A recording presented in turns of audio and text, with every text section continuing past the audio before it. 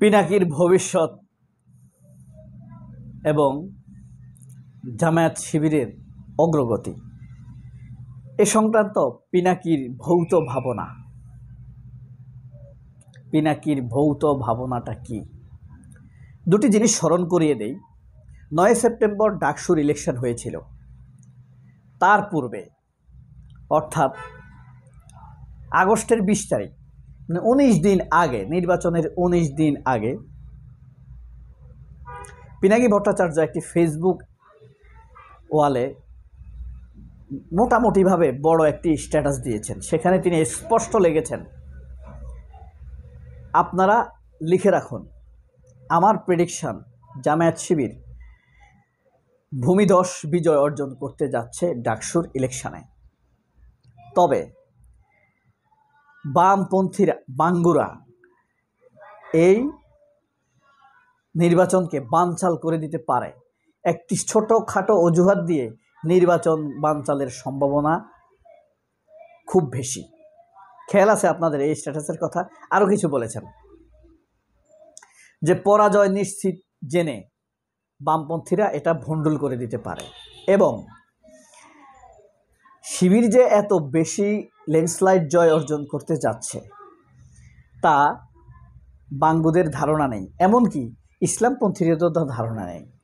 ইসলামপন্থীরা বুঝতে পারছে কিনা এই বিজয় এক ঐতিহাসিক ঢেউ বিশ্ব জাগানিয়া, অবশ্য এটা তাদেরও হয়তো ধারণার বাইরে। কেন এটা গুরুত্বপূর্ণ? এই ধারণাটি করেছেন এই পিনাকি ভট্টাচার্য এই কথা বলার পর বাংলাদেশের প্রগতিশীলদের, তথাকথিত প্রগতিশীল মুক্তিযুদ্ধের ভাড়াটিয়া পেইড এজেন্ট মির্জা ফখরুলের ঘনিষ্ঠ শাহেদ আলম আরেকটি ফেসবুক স্ট্যাটাস দিয়েছেন, ডাকসুতে শিবির জিতবে না, লিখে রাখুন। সেখানে আমি পড়াশোনা করেছি, মানে শাহেদ আলম পড়াশোনা করেছে, ডাকসুর অলিগলি কানাকুঞ্চি তার চেনা আছে, ডাকসুর পালস জানা। শিবির সেখানে তৃতীয় বা চতুর্থ হতে পারে। আপনারা স্ক্রিনশট দিয়ে রাখুন। খুব এইভাবে বলছে শাহেদ আলম। এর মুখে মানুষ ফেসাব করে, এর মুখে ছেলেরা ফেসাব করতে যাবে না গিনে, এমন মিথ্যা কথা বলে, মেয়েরা ফেসাব করবে এর মুখে। তো এই যে সে, আপনারা বলেন, এখন আপনি ধার্মিক দিক দিয়ে দেখবেন যে শাহেদ আলম নামতাম মুসলমান, পিনাকি ভট্টাচার্যের নামে হিন্দু।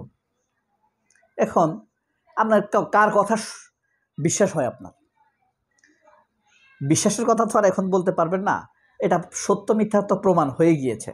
পিনাকি ভট্টাচার্য খুব স্বাভাবিকভাবে পিনাকি ভট্টাচার্যের কথার উপরে আপনার বিশ্বাস আসবে। এবার বলি,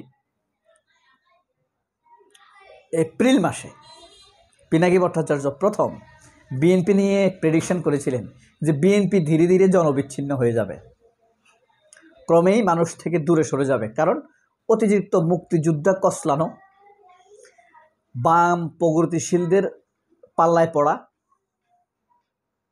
তারপরে আপনার এই যে আওয়ামী লীগের স্টাইলে কথা বলা, আমরা শরিয়া মানি না, আমরা শরিয়া ভিত্তিক দল নয়,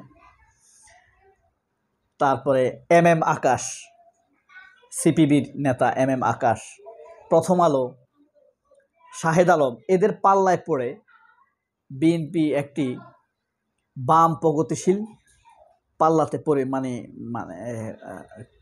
ক্লাবে পরিণত হয়েছে।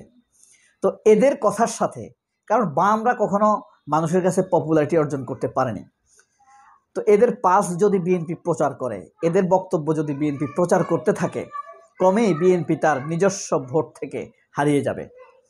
মনে রাখতে হবে, বাংলাদেশে বিএনপির ভোট নামে আমরা যেগুলোকে কাউন্ট করি, এগুলো বিএনপির অর্জিত ভোট না, সংগঠিত ভোট না, পাঠচক্রের ভোট না, প্রশিক্ষিত ভোট না।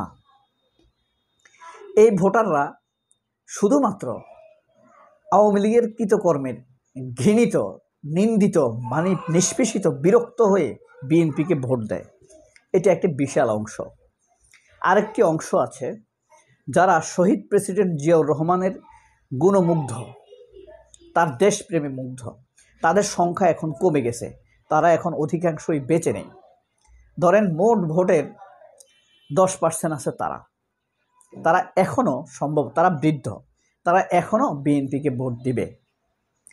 আর যারা বিরক্ত হয়ে বিএনপিকে ভোট দিত, আওয়ামী লীগের কর্মকাণ্ড, অত্যাচার, লুটপাট, তাদের মধ্যে অধিকাংশই বিএনপির ভোট থেকে সরে যাবে। আরেকটি বিশাল অংশ আছে যারা লিবারাল, মানে কম শিক্ষিত, সহজ সরল, সৎ, ভদ্র, তারা বিএনপিকে একটি নরম ইসলামিক দল মনে করে। হ্যাঁ, যে খুব বেশি মানতে হবে না, অল্প একটু ইসলাম মানবে, আল্লাহ মাফ করে দিবে, এই কারণে তারা ইসলামকে গ্রহণ করে। আবার খুব বেশি ইসলামকে বিজয়ী করার জন্য হার্ড লাইনেও যায় না, কারণ তারা প্রশিক্ষিত না। এই ভোটটা পুরাই শেষ বিএনপির। এটা ছিল বিএনপির এপ্রিল মাসের প্রেডিকশন। এখন এসে সেই কথাটি কিন্তু প্রমাণিত হয়েছে। হ্যাঁ, তাহলে বিএনপির ব্যাপারে পিনাকি ভট্টাচার্য যে প্রেডিকশন করেছেন, হ্যাঁ, ভৌত ধারণা, পিনাকির ভৌত ধারণার ফলাফল। হ্যাঁ, জামায়াত শিবিরের পরিণতি ও শিবির ও বিএনপির পরিণতি, জামায়াতের পিনাকির ভৌত ধারণা। দুটি ধারণাই সত্য, একটি তো 100% সত্য প্রমাণিত হয়েছে, আরেকটি হলো দ্বিতীয়টি সত্য প্রমাণিত হওয়ার পথে।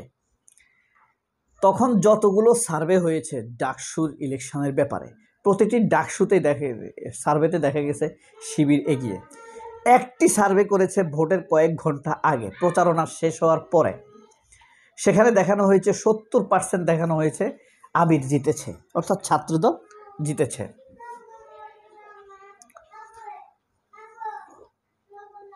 এখন তাহলে ওইটা হলো তারা নিজেরা করেছে সার্ভেটা, কিন্তু যেখানে শেষ সার্ভে যেখানে দেখানো হয়েছে ছাত্রদল জিতেছে, সেটাকে তারা এমনভাবে প্রচার করেছে, মানে ওইটা সঠিক, এর আগেরগুলো সঠিক নয়। কিন্তু দেখেন শেষ পর্যন্ত যে ভোট হলো, তাতে শাহেদ আলমের মিথ্যাচার উড়ে গেল না। এটাই আগামী দিনের সত্য মিথ্যার চ্যালেঞ্জ, পিনাকি শাহেদের চ্যালেঞ্জ। হয়তো পিনাকি চলে যাবে, নড়ে যাবে, তার জায়গায় আরেকজন আসবে।